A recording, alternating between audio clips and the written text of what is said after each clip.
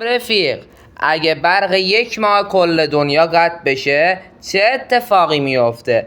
تصور کن یه روز از خواب بیدار شدی و برق تمام دنیا قطع شده. در چند ساعت اول اینترنت، آنتن موبایل و بسیاری از دستگاه‌های ارتباطی از کار میافتند.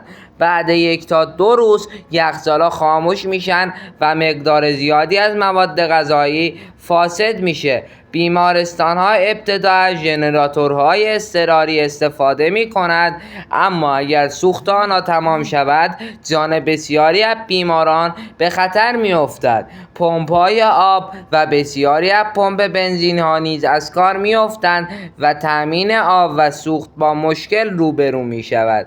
اگه این وضعیت 1 ماه ادامه پیدا کنه، زنجیره تامین غذای حمل و نقل و اقتصاد جهان دچار بحران بزرگی میشه. برای دانستنی‌های بیشتر کانال دانستنی پلاس رو دنبال کن.